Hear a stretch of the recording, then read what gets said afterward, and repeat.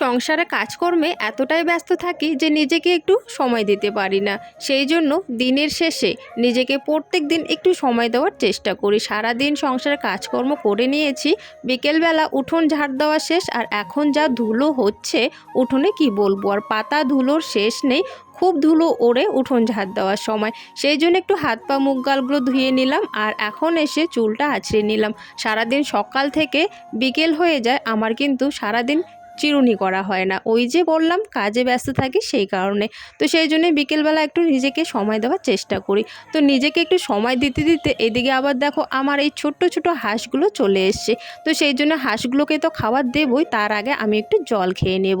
তো জলটা খাওয়ার পর ওরাও কিন্তু খাওয়ার জন্যে এখানেই দাঁড়িয়ে আছে। আমি যতক্ষণ না ওদেরকে খাবার দেব ততক্ষণ ওরা আমার পেছনে পেছনে ঘুরবে।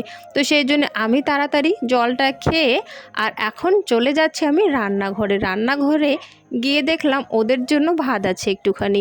তো আমি ভাতটা তো দেবই, কিন্তু তার আগে একটু কেন জানি আমার আজকে আমাদের গাছের কাঁচা সুপারি খেতে ইচ্ছে করছে।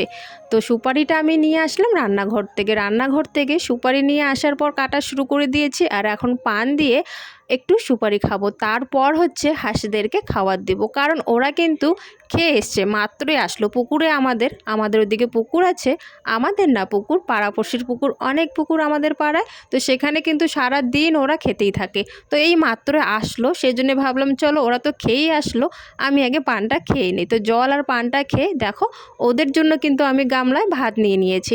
আর ওরা কিন্তু খালি ভাত খেতে পারে না, ভাতের মধ্যে কিন্তু জলও দিতে হয়। তো সেই জন্য একটুখানি জল দিয়ে দিলাম, আর ওদের যে গামলাটা আছে সেই গামলার মধ্যে ওদের খাবারটা দিয়ে দেবো। তবে জানো তো বন্ধুরা, আমাদের কিন্তু আরও একটা হাঁস আছে, সেই হাঁসটা হচ্ছে সাদা, ও এখনও আসে।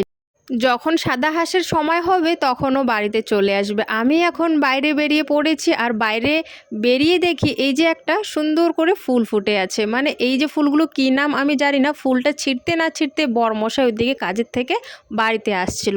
তাই আমি চলে গেলাম বরকে একটুখানি প্রপোজ করার জন্য। আমাদের সময় তো এরকম ছিলই না, কোনো দিনও আমরা কাউকে ফুল দিয়ে প্রপোজ করিনি।